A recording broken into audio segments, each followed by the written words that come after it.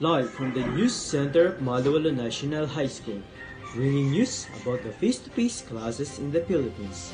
We are the grade 12 ABM student, and this video is our first task in our subject, Media and Information Literacy. Here are your NCN anchors, Russell Manlan and Sheena Zapanta. Newscasting in the service of the Filipino people. Delivering nothing but the truth. Good afternoon, Tarlac City. Good afternoon, Malaolo National High School. This is Russell Manlan. And this is Sheena Zapanta. Today is Thursday, April 28th, and you're watching NCN, News for the Nation. The Department of Education in Region 3 is gearing up to make all public schools in Central Luzon qualify for the progressive expansion of face-to-face classes. Kyla Aguilar, Aaron Ocampo, and Princess Soliman for the details of our news. In a report by the DepEd Regional Office 3 on Friday, the composite teams and the principals of the various public schools in the region underwent orientation on the last week of March regarding on the teaching guidelines and learning components in the implementation of the face-to-face classes. DepEd Regional Director May Eclar said that the orientation aims to clarify and emphasize the process of preparing the schools on how they can have the School Safety Assessment Tool, Compliance Certificate or SSATCC, and Safety Seal.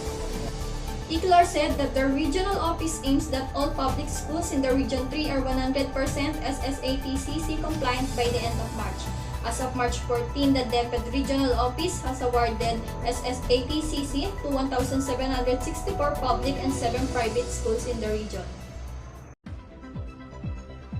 The Department of Education, or DepEd, on Wednesday, March 23, reiterated that vaccination against COVID-19 is not a requirement for learners who wish to attend limited face-to-face classes. Maria Belen Carrillo, Carlo Portasio, and Anadel Dizon will give us the details. Vaccination will not be required for learners as the Department of Education moves forward with the progressive expansion of face-to-face classes in the country. Education Secretary Leonor Briana said that children are encouraged to be vaccinated, but that decision rests on their parents. Hindi pa naman binago ni President yung kanyang kondisyon na kailangan lahat na ma-involved dito sa education will be vaccinated. Briona said that the Department of Health has already noted that kids have a higher resistance against COVID-19.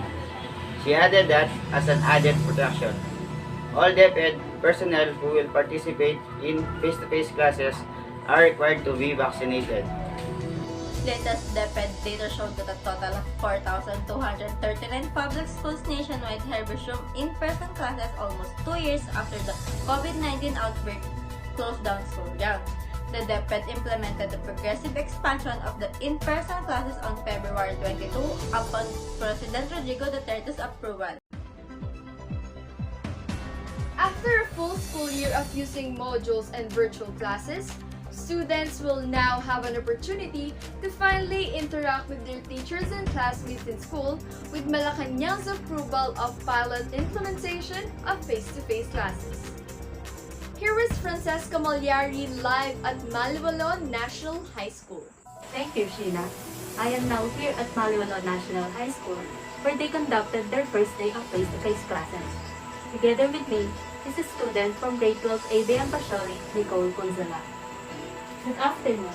May I ask you, what can you say about this experience? Well, for me, I can say that I am very happy with this experience.